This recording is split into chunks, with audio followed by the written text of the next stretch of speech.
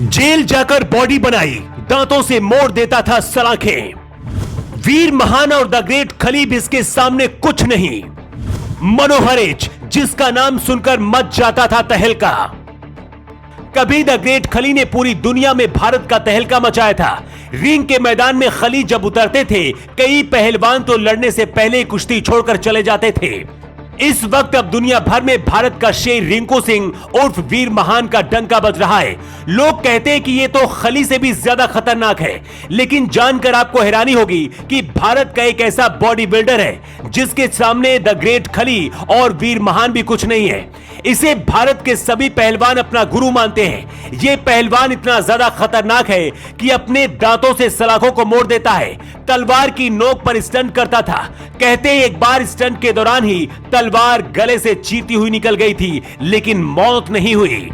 मनोहर H 1942 में air force में भर्ती हुए थे, लेकिन एक ब्रिटिश अधिकारी को थप्पड़ मार दिया, जिसके बाद इन्हें जेल की सलाखों में बंद कर दिया गया। जेल में रहते हुए ही मनोहर एच ने 12 घंटे वेट ट्रेनिंग शुरू कर दी और जेल की सलाखों को खींचकर अपनी ताकत आजमाते थे। कुछ दिनों में ही अंग्रेजों से दोस्ती कर ली, जिसके बाद ब्रिटिश अधिकारियों ने खास डाइट की व्यवस्था भी कर दी थी।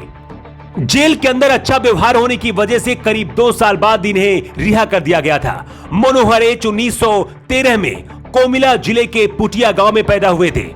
देश के बंटवारे के बाद ये इलाका बांग्लादेश का हिस्सा बन चुका है। मनोहर के कुश्ती लड़ने का स्टाइल पूरी दुनिया में फेमस हो गया था।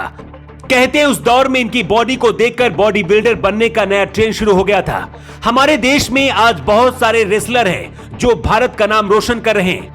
ऐसा ही नाम इस वक्त वीर महान का है, जो सच्चा शिव भक्त है। वीर महान इस वक्त भारत की शान बन चुके हैं। आप कह सकते हैं कि मनोहर भी उस जमाने के ग्रेट खली और वीर महान थे, जिनका नाम सुनकर कई पहलवान कुश्ती छोड़कर भाग जाते थे। ये वो दौर था जब आज की तरह रेसलर और बॉडी बिल्डर को पैसे नहीं मिलते थे।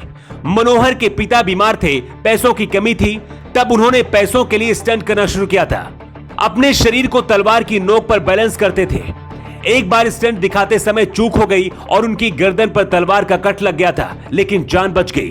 कहते हैं कुछ समय तक इन्होंने कोलकाता रेलवे स्टेशन पर नारियल पानी भी बेचा था।